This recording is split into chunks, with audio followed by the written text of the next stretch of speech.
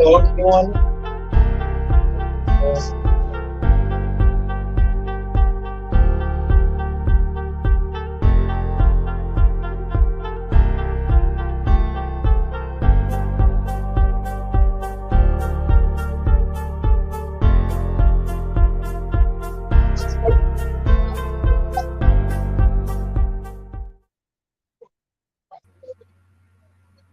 Sorry. Good evening, afternoon, night, whatever time it is where you are. It's GC Sports again. The deadline day show, as we said. Jackson Bryan Randy Savage. Famos, my friend. Vamos, my friend. How are you doing today on this wonderful Friday afternoon?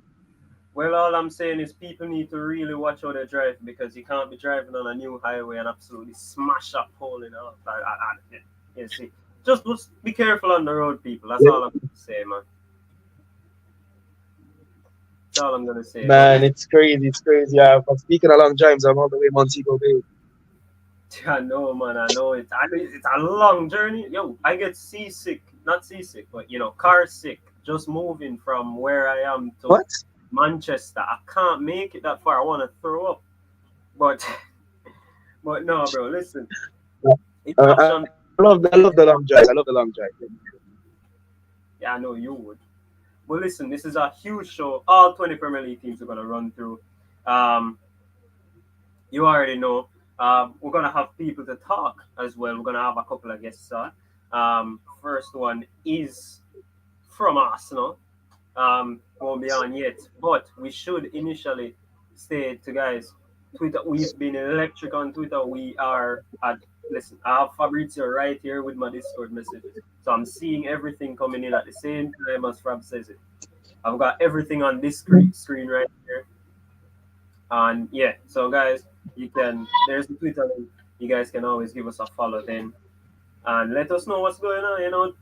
See what transfers you do agree with, what transfers you don't agree with. Should Scott McTominay leave? Should Maguire be terminated? I mean, have his contract terminated. I'm not I'm not saying kill him, but yeah. but yeah. Um yeah, so firstly, I'm trying to do this alphabetically, and the team that comes up first is Arsenal. Um, Sav, tell me the type of window that Arsenal have had, with the players they've gotten. How do you think this will fare for them heading into the season?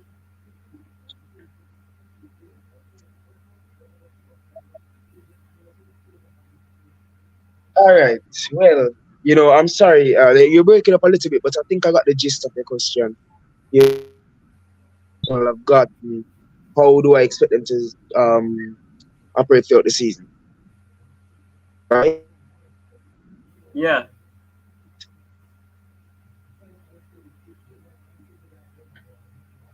Sav?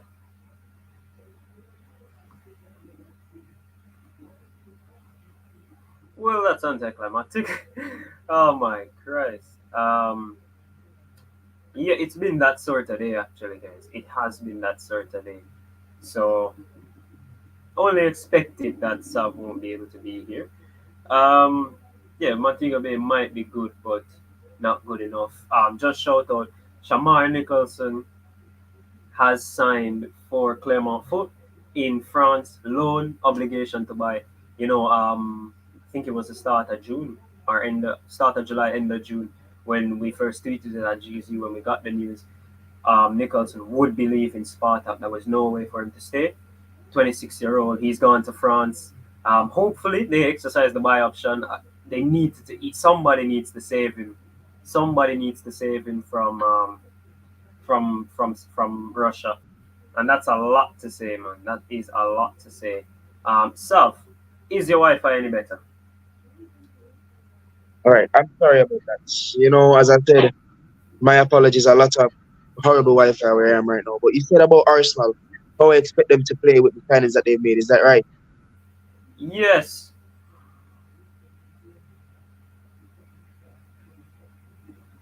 Jackson? Yeah, yeah. That's what I said. Yeah, you can hear me. Huh? Okay. So I hope you guys can hear me.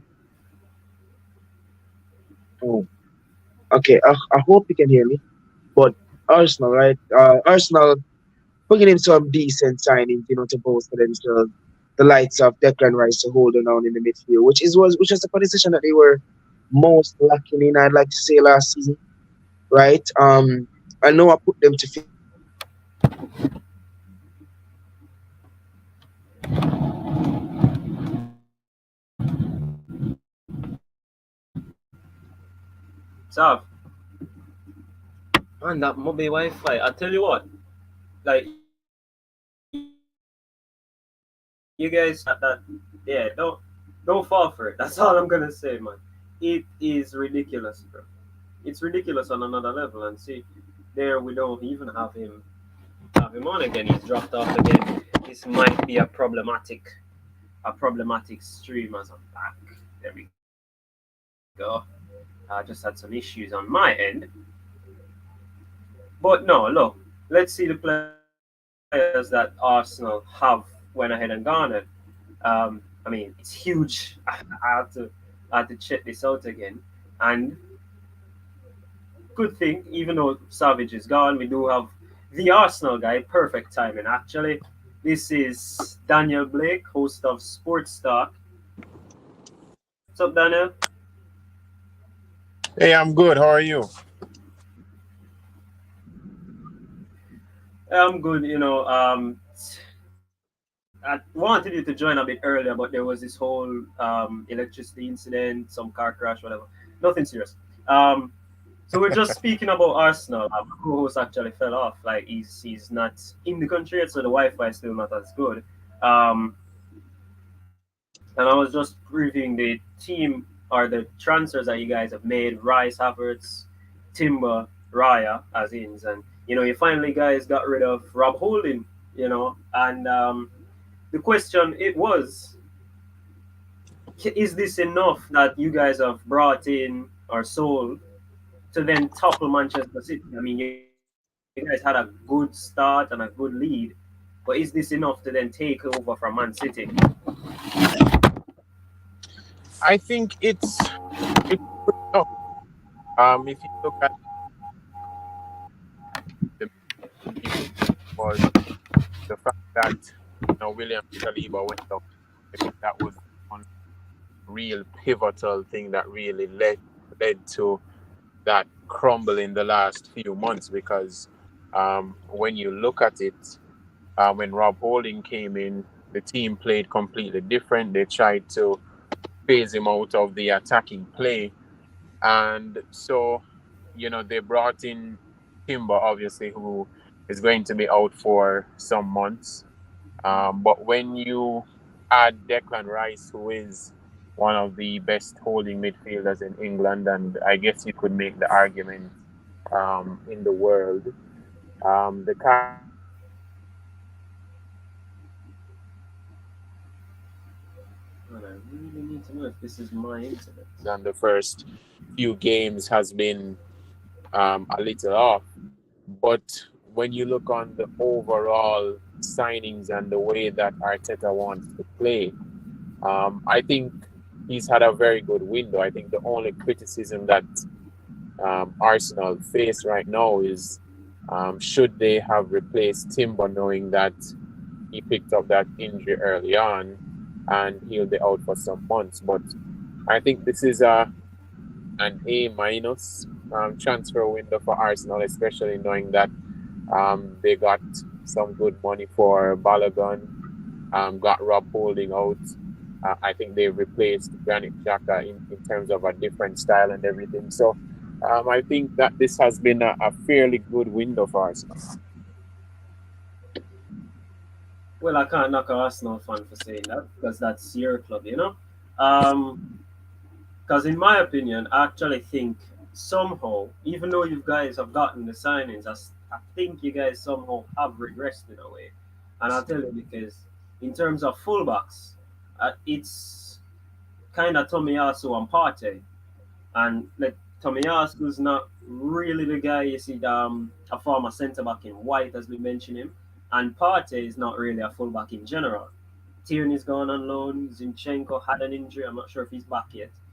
I think you guys are weak in the fullback positions, and that could hurt you. I mean, you see the wingers that have come into the Premier League now. You're gonna be well. They're playing United. It's supposed to be a cakewalk at the Emirates anyway.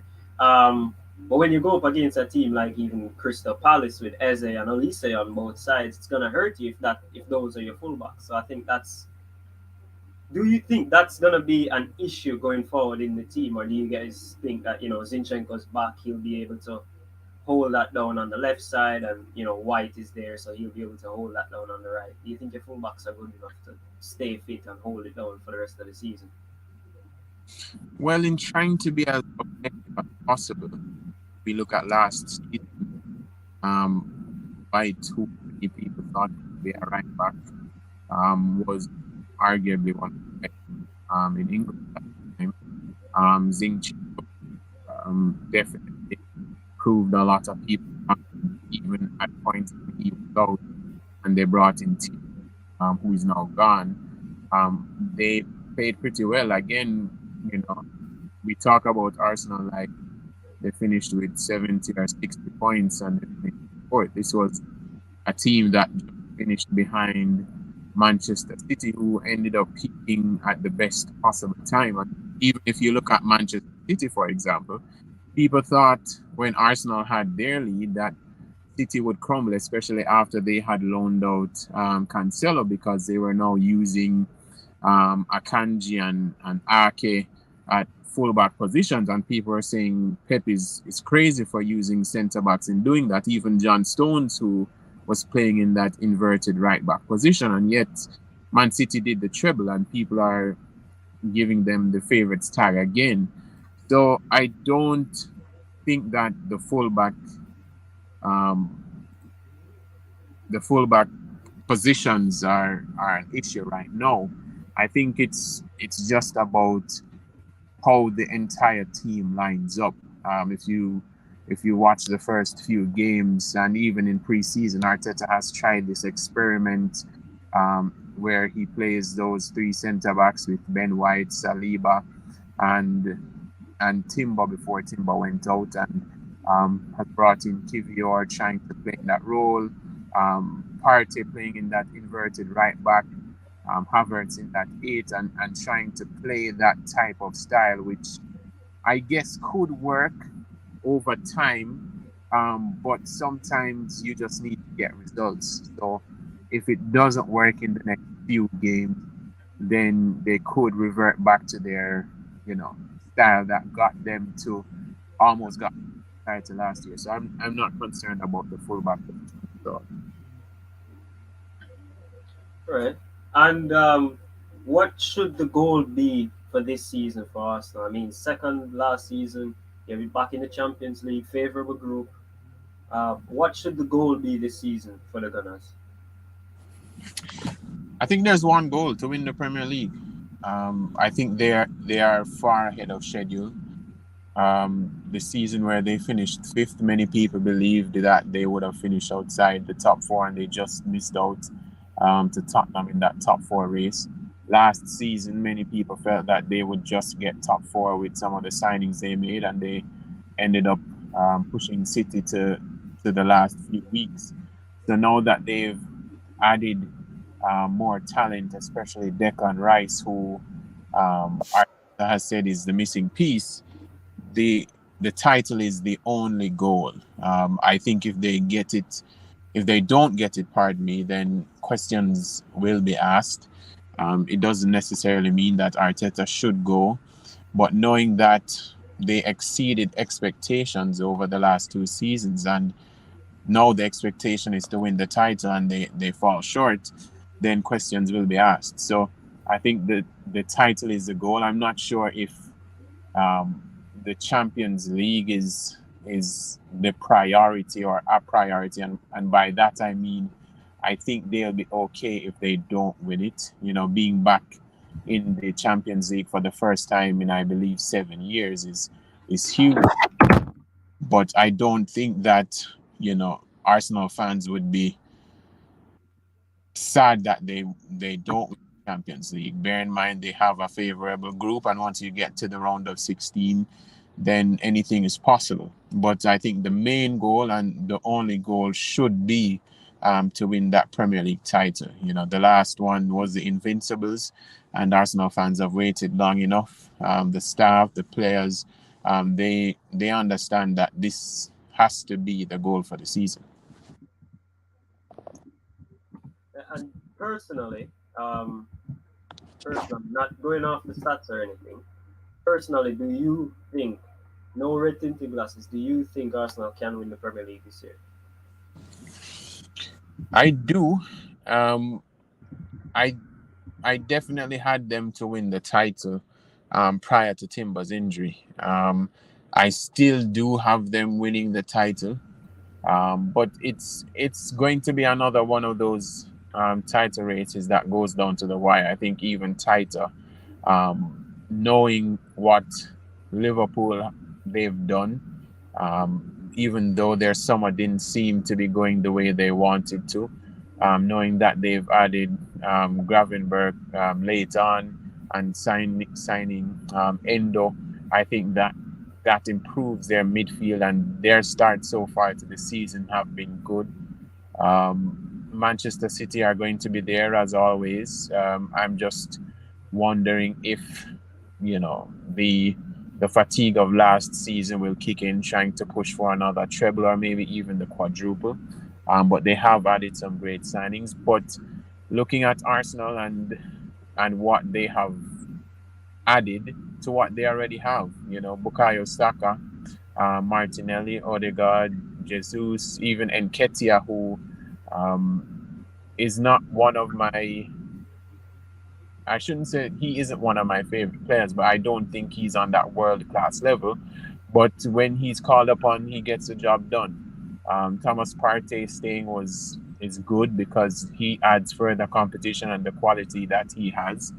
And then having Ramsdale and Raya compete for that number one spot is only good because it means that their standard is going to remain high. And even Gabriel, who has been left out of the first few games, to know that he was one of the best centre backs last season and he hasn't been getting a look in so far shows that, you know, there is quality in the team. So I would be heavily disappointed if they don't win the title this year. I think that they have done well in the transfer window, and it would be a real disappointment if they weren't able to get it done this season, especially knowing some of the things that they did last season.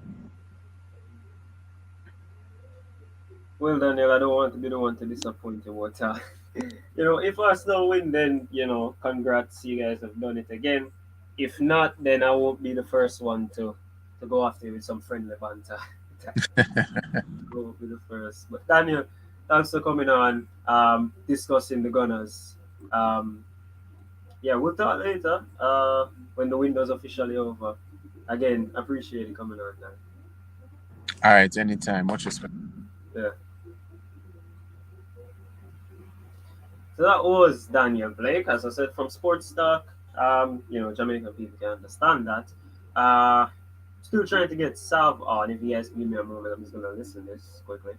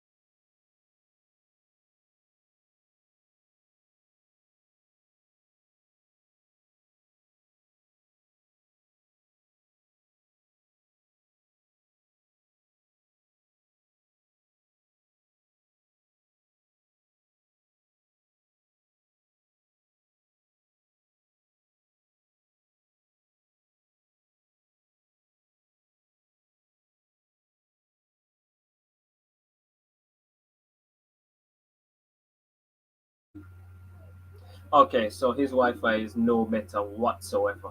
So he probably won't be back on. Yeah, but I'm able to do this. By the way, yeah, kind of did a setup. This is a Liverpool shirt, Van Dijk from last season. That's Rafa Varane. You guys already know This is the signed Bert Lenocut. I got some food here because let's be honest, I've been up since 4 a.m. and I have not gotten it. I've legit been up for 12 hours straight. I'm not going to bed anytime soon. Um, yeah. So we just moving on to the next topic, guys. Sorry, I'm just all over the place, literally all over the place. Fab's on one screen and I'm trying to listen that while I'm here. Um, Aston Villa. Now Villa finished what seventh last season, and they're even better this season. I mean, can you imagine a team that could run against everybody is even better than they were last season? I can't believe it, man. I cannot believe it. Can you believe it?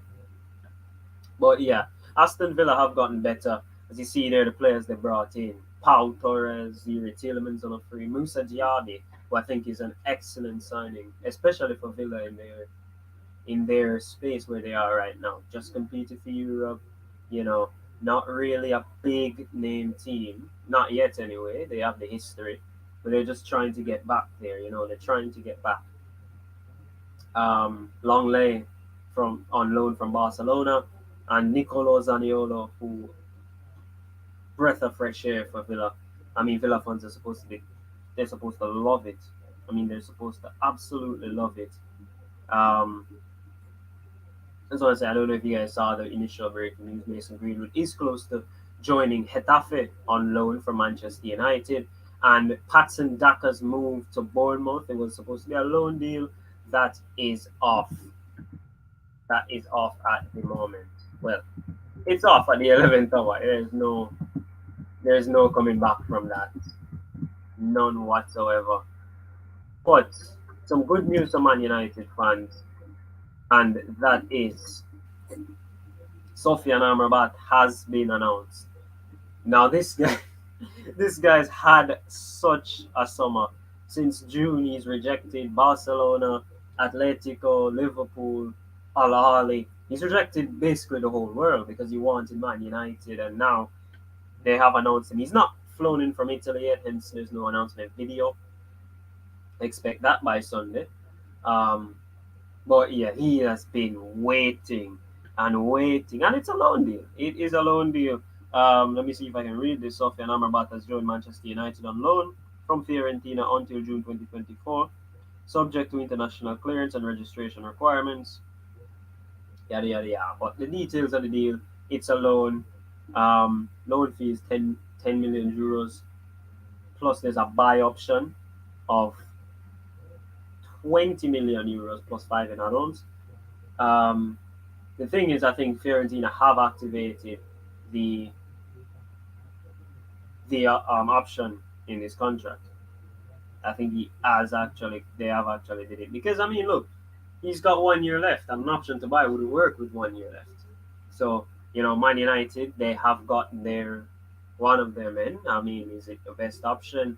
Maybe not, but we'll speak about Man United in a little bit. But Villa, what else can we say? I mean, Villa are in the Conference League. I saw them against Hibernian, Hibs fans, shout out. And my God,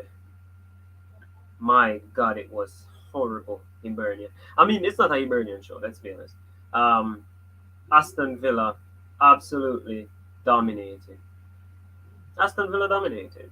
And I think, based on the incomings and the positions they announced, you could say they're one of the teams who actually won the transfer window this year. One of the teams that actually took it to someone. They've improved in a way that you can see them going up in the league. Now, for me, Villa, I think they still finish in seventh. I don't think Villa go breaking into the top six, even though some people think ahead of them, some of the six are not really as good as they claim to be. Chelsea. But I think Villa will be doing excellent. I think Villa will be excellent this season. And they add the talent of that. John Duran is scoring goals. Ollie Watkins is still a beast. You look at Leon Bailey, who never performs in a Jamaica shirt, but once it's clarity, he's good. I mean, the team is outstanding. let's be honest. I mean, they have depth in every single position. I mean, look, Mings just got injured. They just put Diego Carlos on. They put Paul Torres on. They're gonna put Longley on. The depth is outrageous. It's absolutely outrageous, and it's something that the rest of the Premier League has to look at. I mean, apart from being embarrassed by Newcastle, Villa have not put a foot wrong in this entire tournament. They've in the season so far, they have not put a one foot wrong, and that is frightening. I think that's kicking in, lads. I think it's kicking in, but I'm fine. I think I'm fine. I think I'm fine for now. But yeah, no. What else can we say about Villa? Apart from they're the best team to wear claret. I think they are the best team to wear claret. Sorry Burnley, sorry West Ham. Uh, but yeah, Aston Villa, they are outstanding. That's all I'm saying. And then moving to a team that I really do hope gets relegated, Bournemouth. I mean, look, it's petulant, sacking Gary O'Neill. I think I think that's the main issue there. Uh,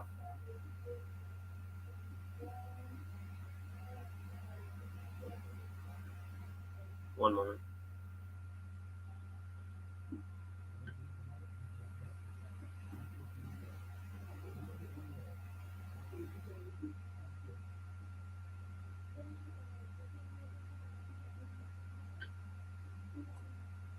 And guys, don't worry.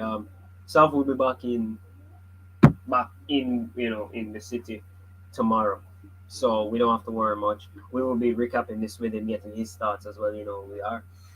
But guys, look, Bournemouth, Justin Cliver, Alex Scott, Max Aarons, Milo Kerkez, Tyler Adams. Bournemouth have had a really good window. Now, does that keep them in mid-table, low mid-table? Listen, I just hope Bournemouth get relegated. I just really do hope they get relegated. Simple as that. Um, Simple as that. Uh, so as I keep saying, sacking Gary O'Neill was a mistake. Losing Jefferson Lerma, is that a bad loss to the team? They've already replaced him with Adams, so it is an upgrade. Jordan Zamora, Mark Travers, didn't really miss those players. So they have done well in improving the squad.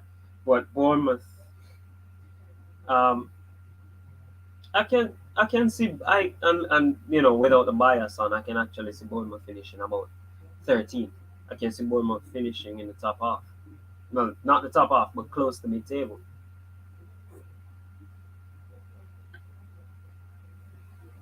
I can see them finishing in that good position, and more and more fans are happy. The owners are happy. Everybody wins, right? Except for obviously me.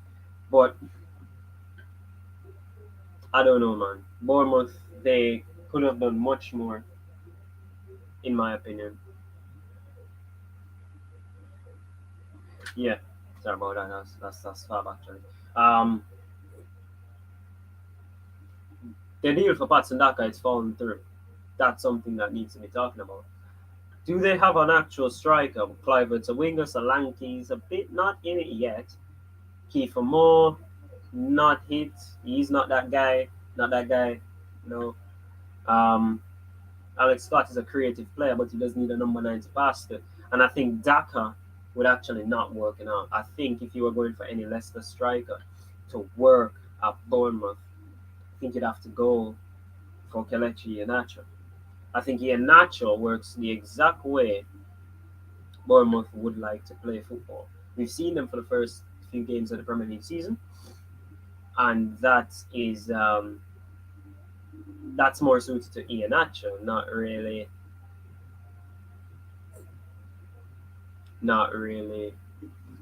Daka. Daka is similar to Iheanacho in certain aspects, but not the same player in regards to play style. If you realize Leicester do employ a different midfield when Daka plays than when Iheanacho plays. When both of them play, they go with a diamond. If you ever realize that's how it works for Bournemouth, for not Bournemouth, for Leicester with Daka. But that's falling through. I don't see any any other moves that Bournemouth could possibly make at this point in the transfer window. It is with about 20, well, I think the window ends actually. Deal sheet times ends at 6 our time, so at 1 a.m. So we'll see what happens there. Moving on to Brentford. This is a tricky one because everybody thinks Brentford are going to actually push forward and be a better team next season or this season, sorry. And I think they might. I think they really will. I think that the, okay, let me get this out of the way. The reason I think Brentford won't be good, Mark Flecken. End of discussion there. Yes, Golden Glover in Germany. But from what I've seen of him, the German strikers must be absolute shit. I can't say that any better. I think if you put who was a bad keeper last season, if you put Dean Henderson, he wasn't a bad keeper. If you put Dean Henderson in the Bundesliga, he wins the Golden Glove. Because if Flecken can do it, my God, who else can't? I mean,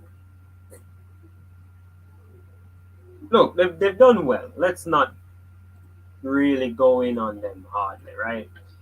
Nathan Collins is brilliant.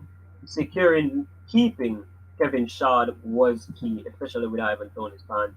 Neil Maupay on loan, well, they were the last team to get a tick out of him. Let's see if that can continue.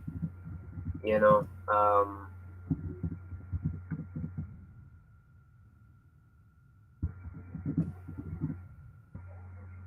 let's see if that can continue. Now they lost their inspirational captain in Pontus Janssen. Sergi Canos, if we all can remember, scored their first goal back. Was it? No, it was the second goal back up against Arsenal. And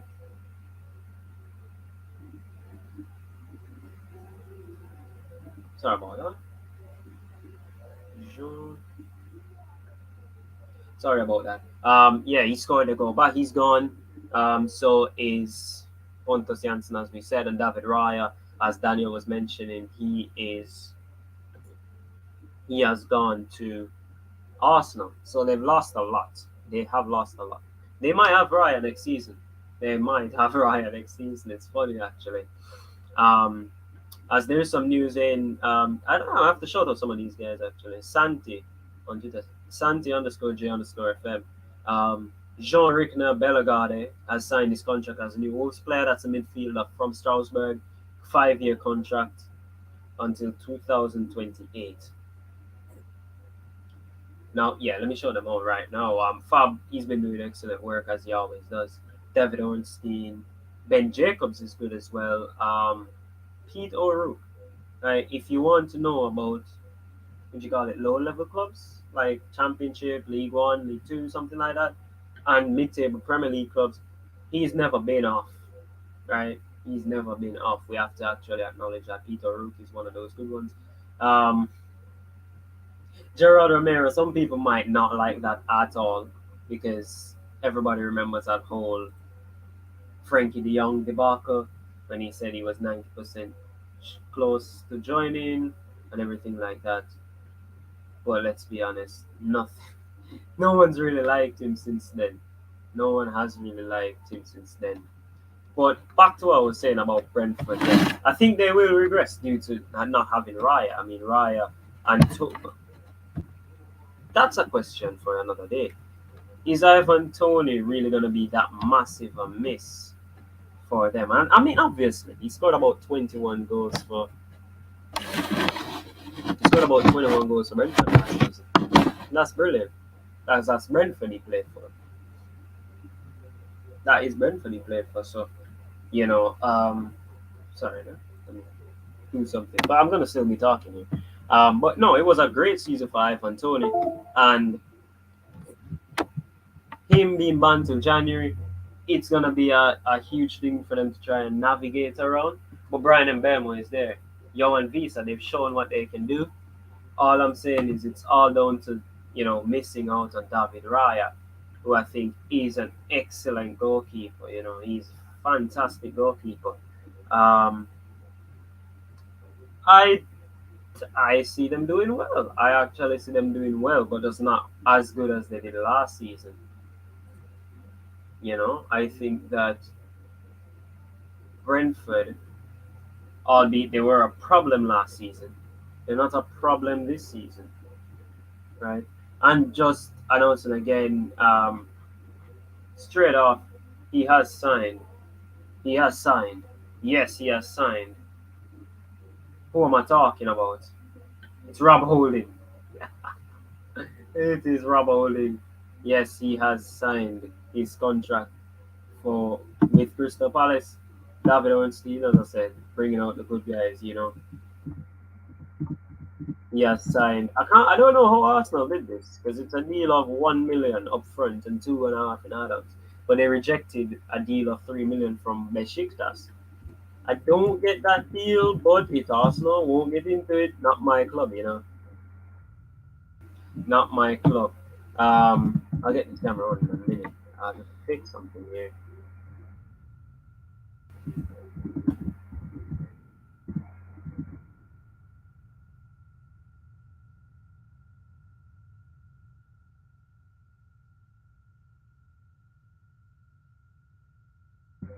Okay, so it's supposed to be on now. Oh, fucking hell. This is really not helping me. It really isn't. Is this work? That's the phone.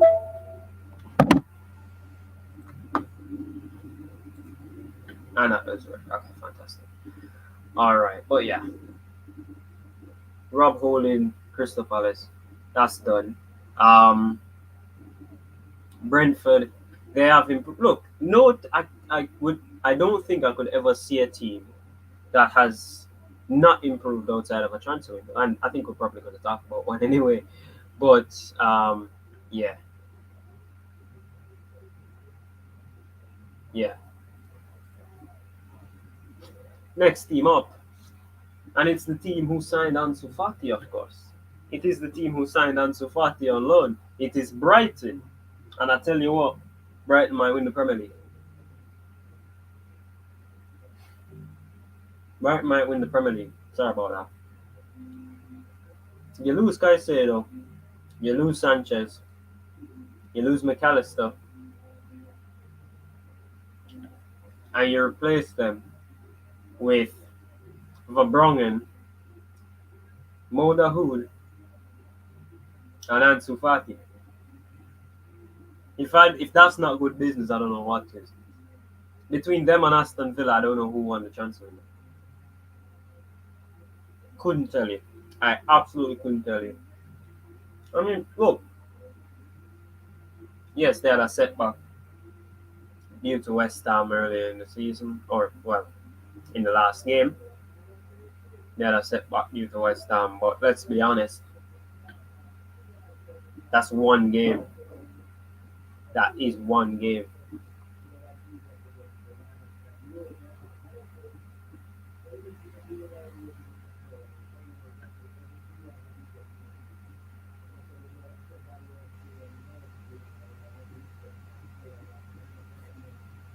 Right?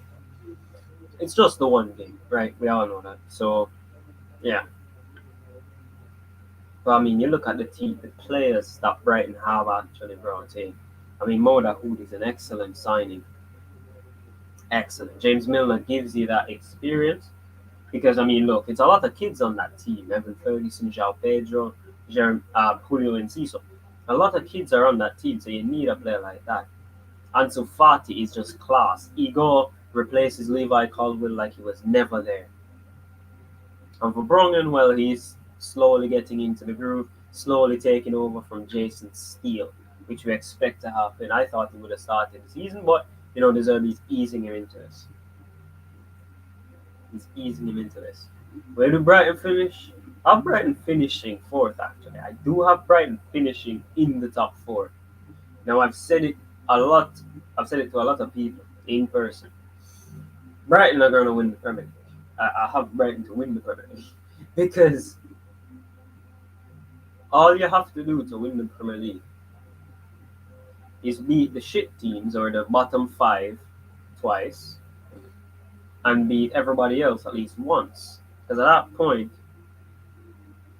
I mean, look, you take 3 points. Let's put that into context. There are the 19 other teams.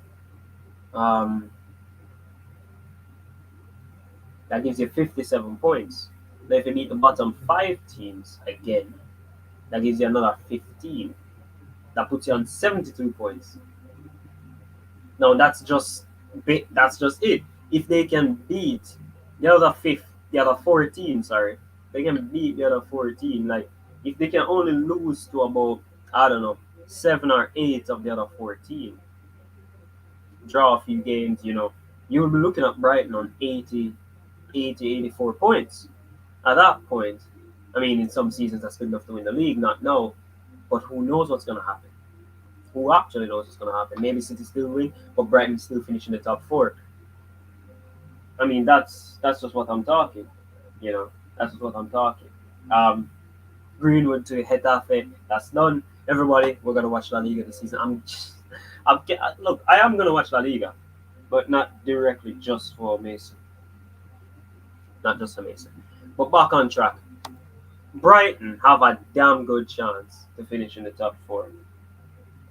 I'm not saying that they won't. I'm not saying they'll be, because people have look.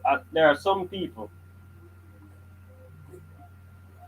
There are some people that think Brighton and Villa are going to regress due to the European football, and same with Newcastle. Look, I think Newcastle might end up. I actually think Newcastle might end up regressing, but not in a way to finish. As far as they're going, right? Not as far as they're going. And big news as well. Just got that actually just popped up on my screen. Vlaco Dimos has joined Nottingham Forest. Bloody hell, man! Was close to joining Manchester United. He was an option. He was an option, but he's gone to Nottingham Forest. Vlaco Dimos. Hey, listen, he's a good goalkeeper. I used him on Football Manager. I can say that for free. I've used him on Football Manager. We didn't win anything with him, but I was using Southampton, so I couldn't win much. It's going good right now, actually. Anyway, back on track. I'm losing myself, man. I'm running into a lot of things, a lot of different conversations, man. We shouldn't be talking about Vlaco Dimos and Football Manager. We should be talking about Burnley, Casa del Burnley. It's no longer Burnley of Turf Moor. The way they play football, the way they set up, it's no longer Burnley of Turf Moor. And Vincent Kompany, he's doing a lot with it. He's doing a lot of good work as well. I mean, Nathan Redmond, again, experience is not bad to have a team with a lot of children. James Cullen, Manuel Benson, James Trafford, who just come in, Aaron Ramsey, not the Welsh one, the brother of Jacob, right? It's good to have Dara O'Shea, who's got Premier League experience with West Bromwich Albion, Sander Berger, who I think is going to be an outstanding signing. And then you look at players who they've gotten rid of, which like Ashley Barnes, Wout Weghorst, if you guys remember, was at Manchester United last season. So he's gone to Hoffenheim. I think he's going to wear number 10 as well.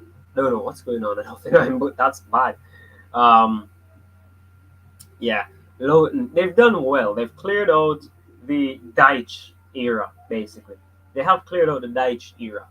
And now they've brought in the Kompany era. This is a team. This is Alan Pace. This is Alan Pace backing his manager. Definitely. This is Alan Pace backing his manager to the fullest extent. I mean, you'll never see it. You see it rarely at other clubs as well, of a manager getting the full backing. But listen, Burnley, Alan Pace is a great guy, by the way. Where do I have Burnley? Well, I have Burnley escaping the drop.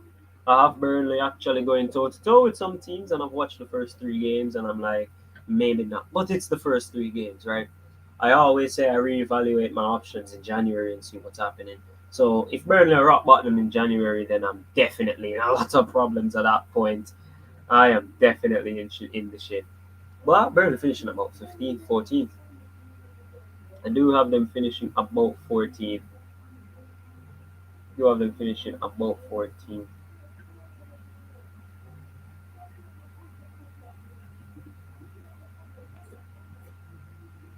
Yeah. And speaking of people that have backed their manager, I mean, bloody hell, look at that list. I'm telling you this for free. I was only allowed to put so many characters on that ticker down there at the end of the screen right here. I was allowed to put in so many characters. I could not put all of Chelsea's business. I could not have put all of Chelsea. I mean, I wrote it down. I wrote it down, and let me tell you, I missed out putting in Kante, Koulibaly, Mendy, Loftus Cheek, Ampadu, I think, or is he there? Yeah, missed on Ampadu. Like, they've just done a lot. I mean, 1.016 billion. That's what Todd Bowley has spent since he's taken over. This man has been here for one season, 1 year. And look, in the future, and I'll say this now, in the future, people are gonna be saying Chelsea are broke. Chelsea are not gonna have any money. They are gonna be broke, and it's gonna be very, very key. It's gonna be very interesting to see how Chelsea fans react to that of being broke. Um, you know, and not really being able to spend how they will be accustomed to right now. Right? It's not something that they would be accustomed to. But look, I think Chelsea are better than last season. Doesn't mean anything. Sorry, I'm about to get something out there.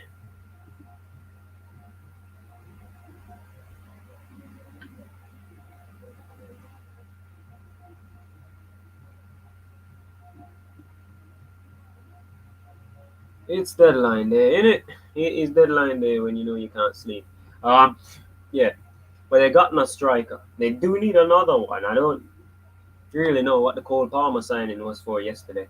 They do need another striker. Nicholas Jackson might be good, but there's no one behind him. And Kunku's out for 2, 3 months. You look at the midfield: Caicedo, Lavia, Enzo. But Caicedo's not really been good. He's not been training, so you expect that. Lavia, I don't know why he's not in the squad whatsoever. And then you look at they've improved their defense. Axel Disasi, Robert Sanchez is there. Um, yeah, and they brought in this kid, Leslie Oguduchukwe. Oh, God, I think I butchered that. Uguchuk. Yeah, it's actually Uguchukwu. They brought him in as well. He's supposed to go on loan. So we'll see if that does materialize. I think he could go to Turkey, but right now, if he's not already gone to Strasbourg, then he will be staying at Chelsea, which wouldn't be bad because they don't really have.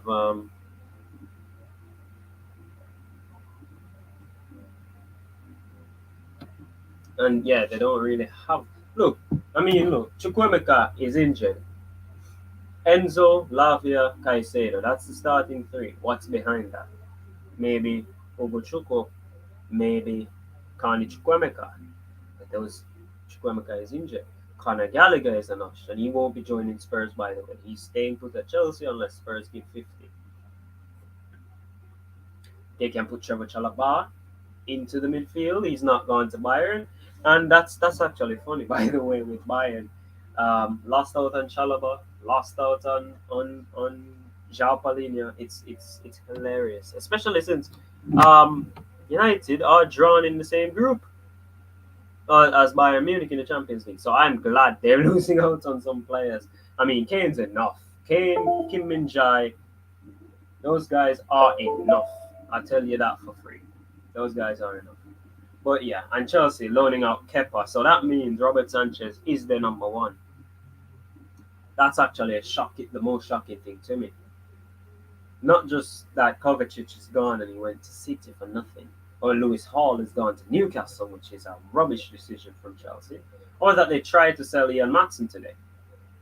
Loaning Kepa when you've already sold Edouard Mendy. So Robert Sanchez is your outright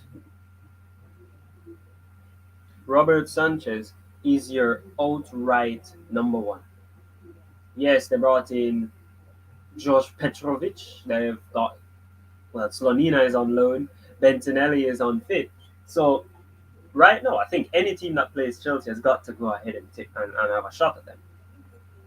Craig Burley was the one who said it. I was watching ESPN FC, and he said Chelsea can't use Sanchez, and he made a good point. He said Sanchez was Brighton's third choice goalkeeper, third, third choice, behind Steele and behind Verbruggen, who just came in. So having a third choice, I mean, are you serious? A third choice, but come on, look. I thought Chelsea were going to sign Diogo Costa before the transfer window ended. Let's see if that happens in January, or they just wait until next summer to splash more money out there. Um, but yeah, I've Chelsea improving this season. I do have them improving, just not to the levels people think. I mean, some people have Chelsea in the top four. I'm like, what the hell are you smoking? Yes, Newcastle will be battered and bruised in the Champions League. I mean, they got PSG, Milan, and Dortmund. But if they go out in the group stages, that's fine. That's just that's better preparation for Premier League games. They've got City in the Carabao Cup. Maybe they knock them out. Maybe they allow City to just beat them. More preparation again. The less competitions is the better if they want to push. You know. Um,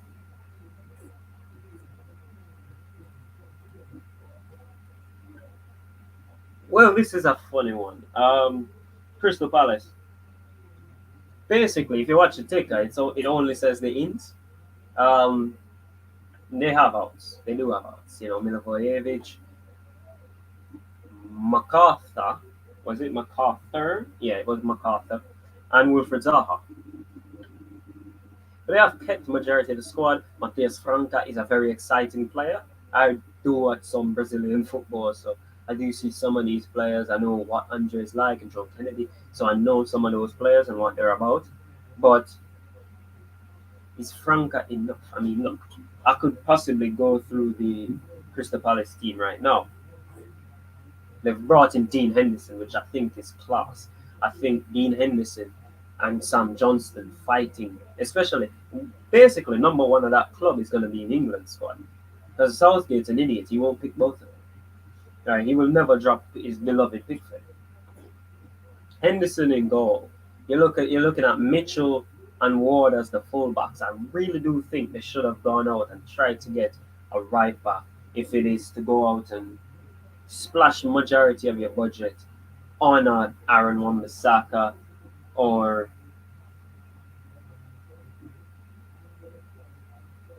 and Aaron Wan-Bissaka or getting a Tariq Lamptey before he goes to Sporting Lisbon. Those are the type of things I think they should have been looking for. Those are the type of things I think probably should be a bit of an issue this season. It's going to be a small issue, but you'll see it. Centre halves, Gehi and Anderson, I think they picked themselves. I think that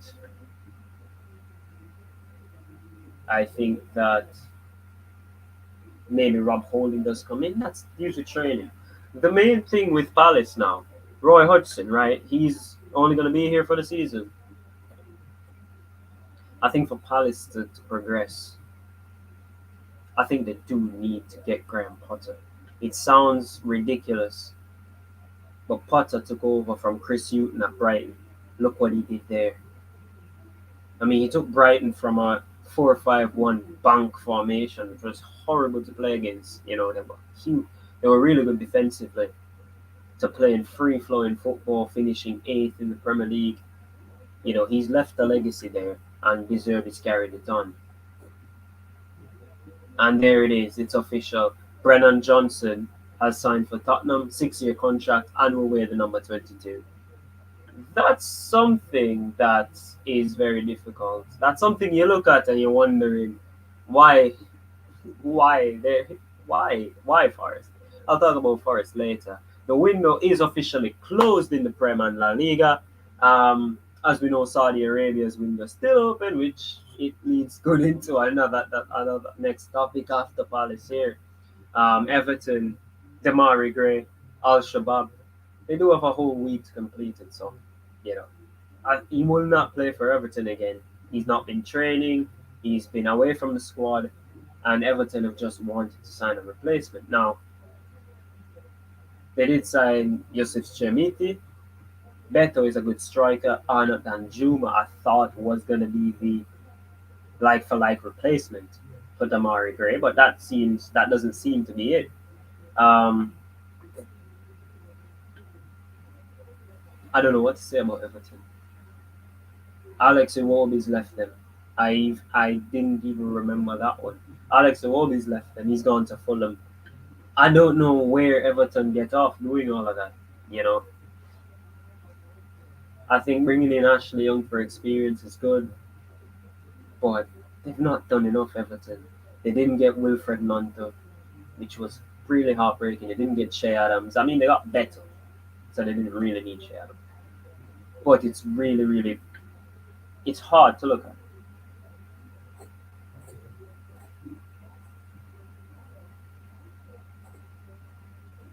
Yeah, I'm not reading that. Um, but no, there are a lot of people who still have Everton going down. All I have to say, Sean Dyche has never been relegated. Once Sean can play the team, and look, we spoke about Casa del Burnley. We're down to the nitty gritty. And those are the words you have to use when you're describing the way Sean Dyche does it. The nitty gritty of Everton. That's what I'm saying. You're going down to that far. Um, what does he do? I mean, he's still got talented players. He's still got Dwight McNeil. Better's just come in. He's still got to keep Jared Branthwaite, which I think he's going to be massive.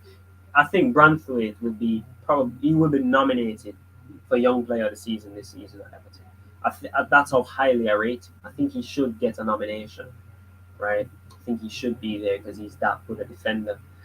I think this is the season you should start to phase Jordan Pickford out. Sounds harsh. João Virginia is not going to wait forever. There are other goalkeepers out there that Everton can have. Jordan Pickford has not gotten better. I mean, you would look at Jordan Pickford and say he's actually gotten worse over the years, especially last season. Yes, he made a ton of saves, but that's not enough, isn't it? That is not enough at all. They have to start phasing him out. It's as simple as that. But as for me, I still believe Everton don't go down. I still believe they keep. I still believe they keep the Premier League status. They're literally the only team in English football that's not been relegated from the Premier League in their entire history, and that will continue this season. I mean, talking about it will be moving on. Bloody hell, Fulham. Fulham have not done what Marco Silva wants. Fulham have not done what Marco Silva wants. Marco wanted 5 players on transfer deadline day. Well, he got Iwobi. I think they were just counting letters. I think they were just counting letters, man. Fulham finished ninth last season, I think it was. Ninth or 10th. I have them finishing 10th this year. But they had a chance. They did have a chance. I mean, look, that Mitrovic money, they should. I get it. He's your player. He's contracted to you. There's Bird going. Talking about Fulham, he just decided to just dive into it. But anyway, Fulham. I know Mitrovic was your player. You tried to keep him, everything like that. But the guy stopped coming to training. You never want that negativity around the team. Now you guys got good money for him. You got about 55 million euros for him. At that point, I think Fred had already left Manchester United, so that's a wash. Okay. Who's replacing him? Can't be Jimenez. Jimenez has just come back from, we know that injury he got, and he was never the same player. He's still not the same player. You got Adama Traore on a free, and you signed Calvin Bassey with your own budget. So you were sitting on this money. I mean, you used part of it. Now you got Iwobi.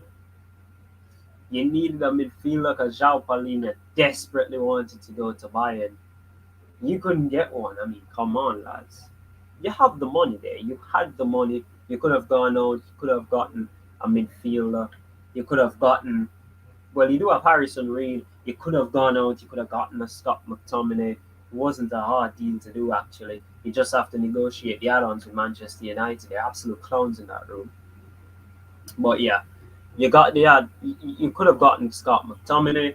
You could have gone out and gotten I want to say Calvin Phillips, but I think that's a stretch. He's okay warming the bench. Southgate calls him up. That's all I'm saying. Um, you could have gone out and gotten a midfielder from Bournemouth. You could have gone ahead and stolen Will Hughes as a midfielder.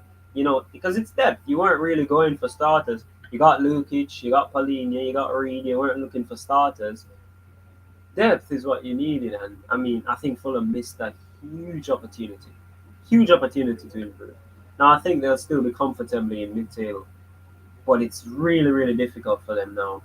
I mean, they based on the players they let go of, they just got rid of what they needed to get rid of. Joe Bryan, Mona Solomon was a lone player, Shane Duffy. They just got rid of what they needed, and Mitrovic forced his way out. Good goalie scored today, by the way. But Fulham, I think they missed a huge thing. Yeah. Speaking of missing, and this is where the Saudi Arabia link comes in. So Liverpool might be missing their star in Mo Salah. Now, a lot of people are saying that's never going to happen. He's not leaving. They're projecting the bid. Saudi Arabia's transfer window doesn't close until September 7th. Doesn't close until September 7th. So they have 6 days to get an improved offer and send to Liverpool.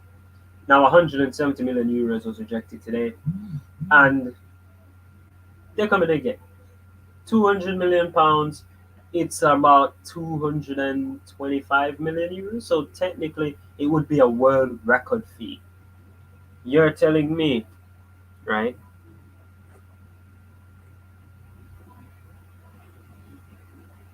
You're telling me Liverpool would reject 200 million Great British pounds just because they can't spend it at the same time? I can tell you this for free. If Al Ittihad came in last week with 200 million, Liverpool would have taken it. They would have gone out and, I don't know, gotten Vitinha from PSG or something like that, going got Karim Adeyemi, because Liverpool do have targets that they could go for. It was all spin. It was all spin. It was all spin. But look, I've said this once, I've said this again. They'll be in the Europa League next season again. If they don't win it, they'll be in the Europa League again. Gravenberg, excellent signing. Excellent signing. You have to give them an A for that. Replacing Henderson and Fabinho with Gravenberg and Endo, excellent. Right? Alexis McAllister, fantastic player. Dominic Szoboszlai, maybe you overpaid by just a little bit. Maybe you overpaid. But looking at their business, all they did was revamp the midfield. Now Liverpool are in a spot that I brought up before the season started as to why they wouldn't finish in the top 4. Van Dijk is suspended. Kanate is injured. Matip played. He only played about 70 minutes and is having muscle issues. So they only have Joe Gomez fit. They have a teenager, but they're playing Villa next. And Villa would love for that teenager to play. Because, my God, would John Duran not love it? Would Ollie Watkins not love it? Would Moussa Diaby not love it? And the defense is what I said is going to be Liverpool's problem. I mean, who's Trent's backup now? Because Gomez would normally slot there. Who's going to back up for Trent if he goes out and he gets, I don't know, and Paul Torres snaps him in two, not injured, but, gets the ball and gets him out, and he can't continue. They have Tsimikas as the only actual defensive cover, and I think Liverpool fucked up in that regard. It's in the language. They had to go out and get a defender. They had to go out and probably get 2 defenders. But they loaned Nat Phillips out, they loaned Sepp Vandenberg, and they loaned Reece Williams. So they don't have any centre-backs. They have, as I said, they have the kid. They could have gone and gotten Hintape from Bayer Leverkusen. They could have gotten Mark Guehi from Crystal Palace. There was actually an open chance there with Rob Holding coming in. Palace were a bit soft on the stance. But it's just that's the problem with Liverpool. And Liverpool fans will want to know this, will want to hear this. Your attack is great. I am not disputing that. Your attack is very good. Mo Salah, Cody Gakpo, Diogo Jota, Luis Diaz, Darwin Nunes. You have a very good attack. You have a fantastic attack. I'm not disrespecting you. Your midfield has improved, but it's going to take some time for them to gel. Your defense. I tell you what, if Liverpool are top four by Christmas or by the New Year, sorry, that's purely because they've been scoring so many goals. That's all I can say. They've been scoring so many goals that they've just skyrocketed themselves and they've stayed in the top four. I don't think Liverpool have the defense to hold on. I don't think they do. Anyway, news just come up where Granada have officially announced the loan signing of Alvaro Fernandez from Man United. Um, Talented left back. I actually thought they should have kept him. I actually thought they should have kept him. I think he is better than Reguilon, yes. I don't see why you get rid of him. And look, there's no buy option, and he does need to play, but I think you should have kept him instead of sending him out on loan. Oh yeah, back to Liverpool. I can't see them finishing I don't think. I'm telling you, it's hard because Brighton, Villa, City, Arsenal, United, Newcastle, they're all good.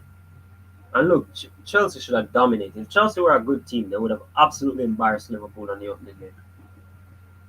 I could say the same about Liverpool if they were good.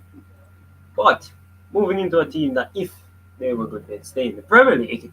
Luton Town, who probably all of us have finishing rock bottom. I don't know if anybody has Luton Town actually staying up.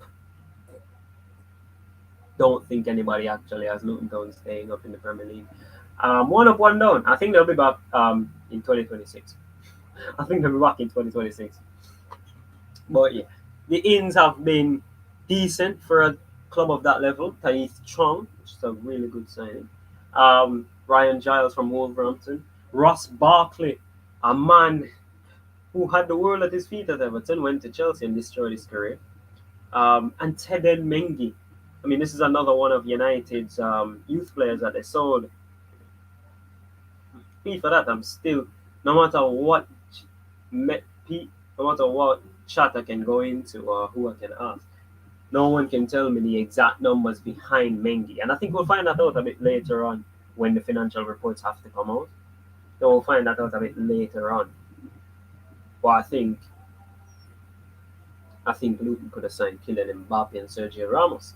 Still be relegated. They'd still be relegated. I think they need a goalkeeper. They signed a goalkeeper in Kaminski, but they needed a goalkeeper just the same. I think Luton Town seen Asmir Begovic and took a shot. I know he's left Everton. I think he's at Stoke City now, but they should have seen him and just taken a shot. Simple as that. They should have just taken a shot at him. The outs have been very minimal for Luton Town. I mean, Lansbury's gone on a free. I know they brought in Marvelous Nakamba. I think they lost today to West Ham 2-0. They lost their goalkeeper from last season, Ethan Horvath. But I think they need to do more. Well, they can't do more unless it's until January. But I don't think they'll ever move from the foot. Well, they're not really on the foot of the table. That's going to change by Monday. But I don't think once they reach there, they're not going to move from there. Tell you that for free. And a team that doesn't rely on free signings, Manchester City. Now, they won 3 in a row. They won the treble. It's hard as a United fan to look and say Man City are really good. Well, it's hard to look and say, hey, Man City are going to win the league again, which is a boring choice, actually. It's really boring to say Man City are winning the league. I saw how they play against Sheffield, and obviously I can spin it in a way to say, hey, you see how they're struggling against Sheffield United. You know, when they go up against a bigger team, they'll get knocked, and then Newcastle just fucked it up because Newcastle could have beaten them easily. They're rubbish. Now not City, Newcastle. But talk about doing an efficient window. Mateo Kovacic replacing Ilkay Gundogan. That's still a downgrade, by the way. Still a downgrade. Josko Vardial replacing Aymeric Laporte. Upgrade and outstanding. Jeremy Doku in for Riyad Mahrez. That is a massive downgrade, actually. Doku is a fantastic player, and that tells you everything you need to know. Doku is a fantastic player, and that's still a massive downgrade from Mahrez. I don't even know where to actually be in on that. I don't know. And the final signing, Mateus Nunes from Wolves. I mean, they've literally replaced Kevin De Bruyne just because he's injured. They have done it. Ooh, looks like Bournemouth do have a chance to have one more signing, Luis Sinistera. The deal sheet was submitted. They have 40 minutes, well, less under 40 minutes to complete that deal for Sinistera. That is a loan deal from Leeds. But back to Man City. Gundogan left on a free. Riyad Mahrez is going to Saudi Arabia. Cole Palmer's going for big money. He wasn't really in the first scheme, so it doesn't really matter there. And he's an academy graduate, so that's pure profit. João Cancelo's going to Barcelona. He was never going to return to City. Had a falling out with Pep Guardiola. He was never returning. And Laporte, he's gone. Because that's how you are. He's going to Al Nassr. And that's Man City. Do they have the squad? I said it already. City in their attack, it's going to be a bit different. Because if Haaland, Haaland was non-existent for the Sheffield United game. He got one chance to score. If Haaland misses that chance, no one talks about it for the entire game because he was never there. If Haaland has games like that, who's going to step up? Grealish can do what he wants on the wing, right? Grealish is there to win free kicks. I think that's what they bought him for. Bernardo, Doku, it doesn't really matter. I think they've gotten weaker. And they have gotten weaker. The only position they've actually gotten stronger based on the transfers is Vardial. Kovacic is a downgrade on Gundogan. Nunez is a downgrade on De Bruyne. Doku is a down. You see, that's what I'm talking about. They're still a good team. Now, let's see if the rest of the Premier League can stop bending over for Pep's men and actually play some football. Go toe-to-toe with them. We were supposed to have, actually, a Man City rep on the show here, but unfortunately, again, another one is out. So yeah.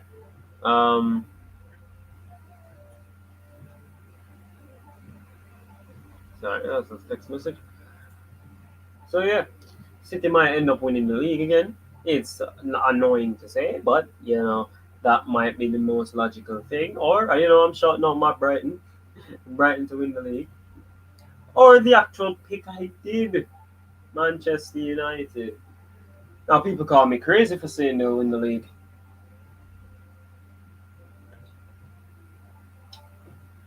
I prefer the term mentally deranged. Now seriously. Rasmus Højlund, he's fit, he's going to play against Arsenal on Sunday. Probably going to start. But they don't have a second striker. Martial is going to break apart. We already know that. Rashford can't play more. He's only a one-position player. Which is awful because no world-class player only plays one position. That's all I'm going to say. If you want to hate me. I don't like Rashford. He's been here too long. Like, you can't hate Martial and love Rashford. Like, Martial actually has a reason why he's bad, and it's due to injuries. Andre Onana, brilliant signing, replacing David De Gea, and he's a very good goalkeeper. I don't know if people realize that. He's more than just pinging long balls. He is a very good goalkeeper. Have you seen the saves he's made? Let's ignore that Forest one, but have you seen the saves he's made? He's kept the team in games. Like Wolves, Forest, they should have equalized. Even Spurs could have gotten much uglier. There. and he kept them in the game. Johnny Evans. Uh, I mean, look, this is the spit in the face for Harry Maguire. He should have gone to West Ham. He rejected the move because he wanted money for a payoff. Scott McTominay rejected a move, wanted money for a payoff. That's why Mount and Amrabat are in, pushing him down. He's already behind Kobe Manu, the 18-year-old. This makes it worse. So those guys are going to rot on the bench. They're still going to collect their money, which I think is their ultimate goal. But they're going to go ahead and rot on the bench, rot in the under 21s, even if Ten Hag is that ruthless. Altay Bayindi, the first ever Turkish player to play for United. And I mean, let's be honest, he was scouted before Onana. We actually were talking about Altay joining before Andre Onana. And that's massive because, look, it was between, we needed a number two. Zion Suzuki was the guy. Altay Bayindi was on the list, and so was Vlaco Dimos, who's gone to Nottingham Forest.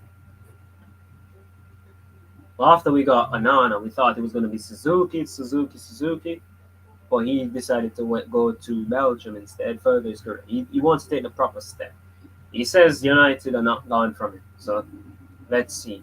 Maybe in 4 years, maybe 4 or 5 years, after he signs that first extension with the Belgian team, United go back in for him because it's just buying the or what, or VTech maybe takes over, who knows. The outs have been the main problem at Manchester United. Mason Greenwood, he's just left for Getafe, so has Alvaro Fernandez for Granada. It's going to be fun watching Getafe versus Granada because, I mean, unless you play Greenwood through the middle, it's going to be Fernandez versus Greenwood. Fred has gone. There were talks of him moving to Saudi Arabia, the talks of him going to Fulham. None of that panned out, and they went and gotten the least amount of money, and it's from Fenerbahce. Tellers went to Saudi Arabia for about 4 million. Anthony Elanga, which I think it's a good sale because I will say this to you. I never rated Elanga. I always thought, I saw him in the academy and I said, unless he had an amazing talent, he's not getting ahead of Rashford, no Garnacho. So he was always down there. Eh? David De Gea leaving on a free, Dean Henderson. We basically fixed our goalkeeping department in one transfer window. It only cost about 50 million. Just news just then, Mariano Diaz. You remember him warming the bench at Real Madrid, wearing the 7 and scoring against Barcelona. He's gone to Sevilla. So Mariano Diaz to Sevilla. That's completed. But no, look. I had Manchester United to win the league. Man United, they beat Arsenal. They're on 9 points from 12. They draw with Arsenal, they're on 7. Either way, you're gonna be looking at it and you're gonna say, you missed a shot, you missed some chances there, you know? You missed some chances. But then again, we beat Arsenal and say City draw the next game. United are 1 point behind City. Right now, West Ham are top of the league, but you know, it's an elephant in a tree again. Don't worry about that. I think United can push. Right? United are gonna get better after the international break. I'm fully aware of that. Fully convinced. Casemiro, Amrabat, that's gonna be a midfield for a long time. When Mount's fit, all I'm saying, Eric, I know you're not watching. If somebody ever throws his past you, just say they have good taste. And you got to put Mason Mount on the wing. If you're gonna play him, you're gonna have to play him on the wing. Unless look, Bruno is not as athletic as Mount. Stamina wise, he's outstanding, but he's not as athletic. And that's where the issue comes in. Mount on the right wing, Bruno at number 10, Amrabat and Casemiro in behind, Rashford and Højlund up top. That's where it works. You could even go to a 4-2-2, the Leipzig formation that Ranić tried to implement. Eric Garcia has joined here, Girona, by the way. That's old news. But listen, United do have a chance. They can push, and as a United fan, only the league title is ever good enough. Listen, even with these 10 years of shit. Right? I've never felt this way for a Premier League season. I mean, we could have Sunderland have. Oh, Southampton have signed Ross Stewart. That's brilliant. That's fucking brilliant. They lost Bella Kotchap, but they signed Ross Stewart. Yeah. When Solskjaer finished second in the Premier League, and the next season we were gonna go again. I mean, the same season we finished second, we were top at New Year's, and I didn't think we were ever gonna win the league. The next season when we were supposed to go again, Varane, Ronaldo, they came in. The midfield was still neglected, but Fred and Matic could have managed. They could have held it together, and it just all fell apart. I felt confident at that point. I thought we might have a chance, and it all came to shit. This season, I don't know what it is. I don't know if it's Ten Hag. I don't know if it's Hoyland. I don't know if it's Andre Onana. I don't know if it's the midfield of the thought of Amrabat and Casemiro. You imagine you trying to run through their actual midfield and you get snapped by both of them. Oh my Christ. What's the point? But no. United can make a push if they really need to. They can make a push. And I think Ten Hag will not accept anything less. And speaking of not accepting less, it just segues into Newcastle United. I think I need a drink of water. One sec.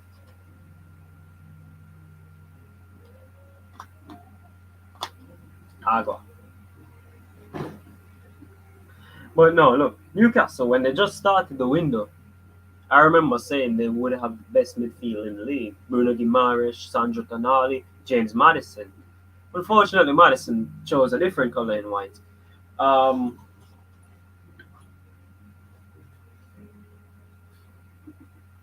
I think they underwhelmed. Look, they've replaced the fullbacks already. Let's get that straight away. Trippier and Burn and Target, they've been replaced. Lewis Hall, Livramento, that's it. And the thing is, Livramento is what, 21 years old? Hall is a kid, 19 max. Newcastle are going to be a hell of a problem in the future. They're going to be a hell of a problem. If they come out of the Champions League group this season, hell, they're going to make it to the quarterfinals at least. They're a dangerous team. Harvey Barnes on the counter. Can you imagine that? Can you imagine who the hell is stopping Harvey Barnes on the counter? I mean, who's going to do that?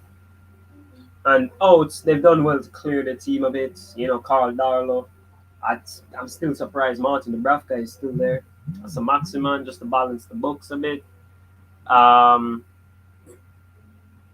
Kieran Clark finally leaving Newcastle.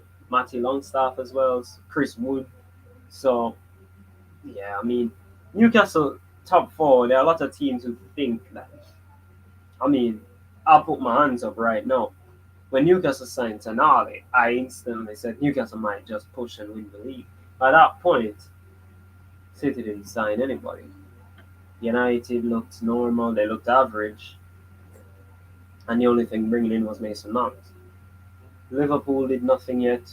No, like they signed McAllister. Arsenal didn't sign Declan Rice yet. So I'm looking and I'm like, Newcastle, they're already rocking. You had a player like Sandro Tonali. It's fantastic. But over time and over the window, it's gotten worse. I mean, Newcastle fans, they're probably happy with this window anyway. They're probably really happy with this window. From an outsider, I can look and I say Newcastle could have done more. I mean, they lost a lot of targets. Diaby was their original target 2 years ago when the PIF Foundation originally took over. Paul Torres was also on the list. So basically, Villa took everybody who they wanted. But look, I have Newcastle finishing, I think it's 6th. I think Newcastle are going to get a bit of a reality check when they eat in Europe. Because they're going to want to stay in there long term. And I mean, Botman is injured now. Lewis Hall is going to play at left back and Dan Burn is going to slot in. But we saw Dan Burn slotting in against Liverpool and Darwin Núñez scored the winner. So that's not going to help them. I think Newcastle will do well to push for top four. Not well enough.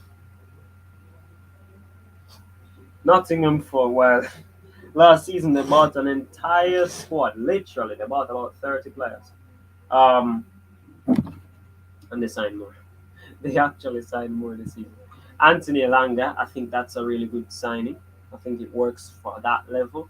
I think Elanga is not really going to be top level. Don't think he's going to be a master. I think he's better than his Anthony. Yeah, I think Elanga is going to work out well for Forest. I think he's going to be a Forest legend, some to say. Um, Ola Aina. They needed some cover. Renan Lodi went back to his team. They needed some cover at left back. They got it in Aina. Very good signing. He has the Premier League experience with Fulham. He was a Chelsea Academy graduate. He played in Torino. So that's good on their part. Matt Turner, they got the goalkeeper after Man United in the dallied on Dean Henderson and they ended up selling it for less. Chris Wood, I don't have to say anything about Chris Wood. And Divock Origi is back in the Premier League. This time with Nottingham Forest. Are you ready to run it back? Because I'm ready. I can't wait for Anfield. I'm telling you that much. I can't wait for Divock to score the winner at Anfield. Put his hands like this, no celebration. And Liverpool are just like, piss off. But look, on the outs, Sam Sturridge to Nashville. I still can't believe that happened. He was leading the line for majority of the season last season, so I can't believe that happened. I mean, yes, Awoni is doing well. Dennis is still there, maybe. But I mean, seriously, selling Sam Sturridge, I don't think that's a good. I don't think that's a good deal at all. Jack Colback, he was destined to leave. Jesse Lingard, probably going to sign for West Ham on a short-term deal. We'll wait and see on that. He's a free agent. And what I can't understand, maybe they're going to do something in January. But selling Brennan Johnson, it's £47 million. It's a lot of money they got for him. Right? I think they barely got like 2 million for 2 or 3 million for some sort. So I think they have about 50 extra. But I don't know why they would sell Brennan Johnson. I mean, do they actually have another winger? Because Gibbs White plays as a 10 the way they play. I mean, are you going to move Danilo up? Sort out that midfield. You play Alanga on the left already? Or do you start going with Alanga now? Steve Cooper knows what he's doing. He knows what he's doing. He knows what he's doing. I don't have them going into any relegation fights, so no worries there. Um, Relegation fight, ring ring, it's Sheffield United. That's all I'm saying. Sheffield. I think Sheffield are the new Norwich City. I think they'll get relegated this season. But next season they'll be back. They're gonna be the next Norwich City. Up and down, up and down. They stayed up because of masterclass from Chris Wilder, overlapping fullbacks. Dean Henderson was playing out of his skin. But yeah, it's not been good. I mean, Aaron Trusty, is he going to keep you in the Premier League? Is Vini Souza going to keep you in? He's a Brazilian, but not all Brazilians are good. I mean, come on, not all Brazilians are good. And you lost Iliman Njai. I don't get it. How they lost Iliman Njai. And I forgot something about Nottingham Forest.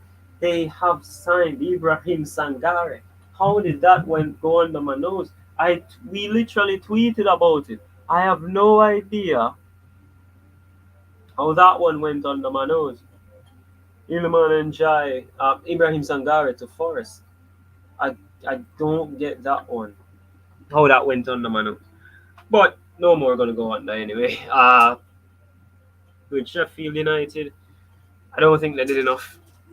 I think Sheffield United, newly promoted, they're the team that should have looked and said, go to Man City, get a fringe player that they don't want anymore, someone who has something to prove.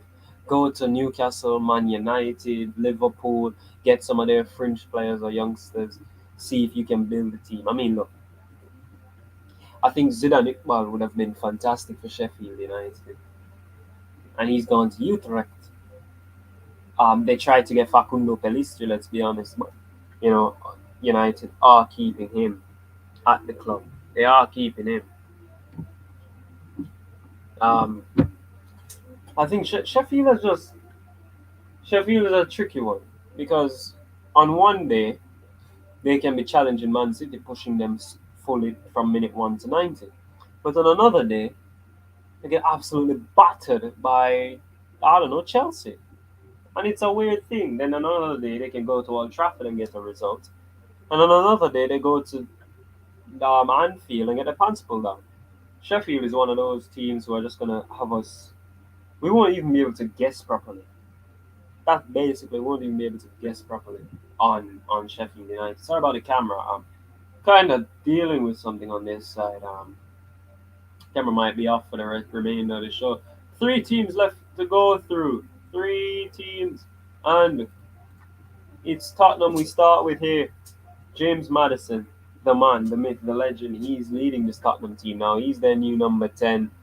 He's the guy to console them after Harry Kane left for Bayern Munich. Tottenham, to be honest with you, Tottenham haven't had many outs. They wanted to get rid of Davinson Sanchez, he's still there. Tanganga, he left, but Dyer is still there. Um, there are a lot of French players still there. Emil Hoiberg is still there. I mean, unless a Turkish club or a Saudi Arabian club throw money at him, I don't see him leaving, and he's not in the plans. I mean, he was supposed to go to Atletico. Atletico really wanted him. Atletico submitted bid after bid, but Spurs wanted an obligation, and no one wanted that. Nobody wanted that. I mean, it's ridiculous. It is ridiculous, but they have improved. Mickey Van de Ven is a very good outlet, not outlet, but a very good option, a very good improvement on the defense.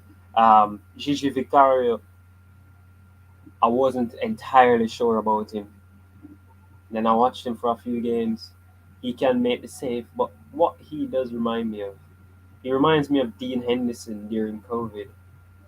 Right? He does remind me of Dean Henderson during COVID. Makes the saves, but all of the saves are for the camera. Not really a save that you look and you say, hey, yeah, that's a good save. He's extra with them, he's a bit over the top with them. Well, I think it's good. I think it's good. Mana Solomon on one flank, Brennan Johnson on the other. That's basically their backup options. Sorted behind Sonan Kulusevski. Japhet Tanganga's gone on loan. He's probably gone forever. It is an obligation to buy, not an option. So he's probably gone forever. I don't know where Tottenham stand. I have them finishing 8th anyway. I think I can't find teams for Tottenham to overtake. I just cannot. And for a team overtaking, let's talk about top of the league, West Ham United. They've only made the 3 signings in Kudus, Ward-Prowse, and Edson Alvarez, and they're top of the league. I mean, I don't even know what Moyes is doing. I don't even know what he's doing, man. I mean, yes, they lost Rice, but look at it this way. They sold Rice for 105 million. They bought Kudus for 40 million. And this is in pounds, by the way. It's fine for 40 million. They bought Edson Alvarez for 30. That's 70. And they bought Ward-Prowse for 30. So they basically used Declan Rice money. They have not touched their own budget. And that's fantastic because if they had, I mean, look, they won the Conference League, right? They won the Conference League, could have been Europe. They're in the Europa League. If they really wanted to push, say, for the Champions League, they could have gone out and actually used their budget. But they decided to just use the rights money. And, I mean, that's a lot of money when you look at it this way. But, yeah, no, look. Where do I have West Ham finishing? I think they're moving from that relegation scrap they were in a season ago. I think they're delicately moving up. I don't see some people saying West Ham finishing in 6th or 7th. I don't see where West Ham are going to leapfrog about 7, 8, 9 teams immediately. I think they're going to be good times. They're going to be bad times. By the way, shout out Jared Bowen. He is fantastic. But yeah, they're going to be good times and they're going to be bad times.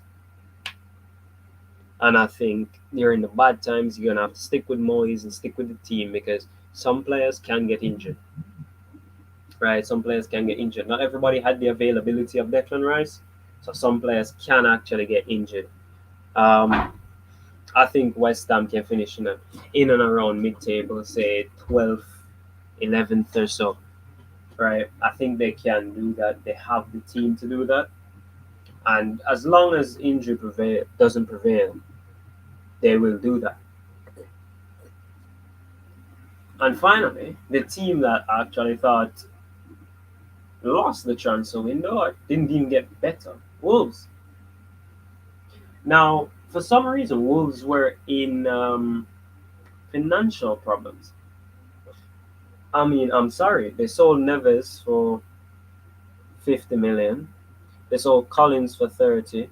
They sold Cody for about 6, so it's not that much. Martino was a free agent. Costa was a free agent. Jimenez went for 7 with add-ons. Nunez just went for 53. Traore went for 3. So they've raised over 100 million in sales. But apart from the midfielder that we talked about earlier, from Strasbourg, it's Matt Doherty and Tom King, a backup goalkeeper, and Matt Doherty. I'm sorry, your team has gotten worse. Yeah, some people want to put Matheus Cunha, but he was already there last season. Just like with Kevin Schade. I only brought up Kevin Schade because Tony's suspended and then you need a striker, so I don't have to really get into that. Cunha was there last season. And Cunha still doesn't look like he can score a goal. Right? I don't know. Wolves have been underwhelming. Wolves have not really been the team to actually look like, hey. I mean, look, what have they done? Lopetegui left because the board are stingy and didn't want to offer any more money. Look at the amount they got. Right? I think that's embarrassing from Wolves. I really do think that's very embarrassing.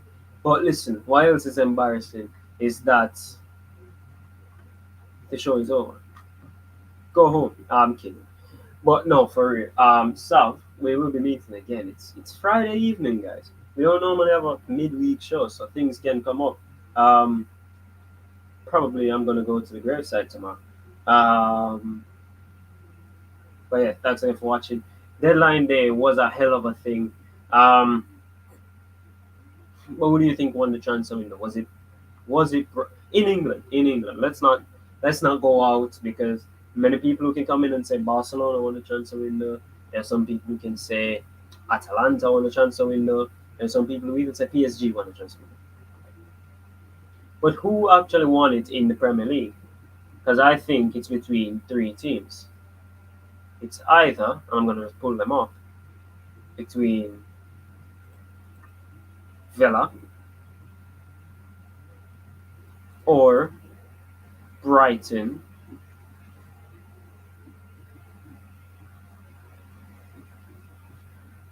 or Tottenham. Villa, Tottenham, Brighton. Which team you guys think won the transfer? I mean, some people are going to come in and say Man City, but that's bullshit anyway. But yeah, we obviously will be back tomorrow. We will all be back and we will go through this more in depth again. We'll start with the guy and we will see you on the next one.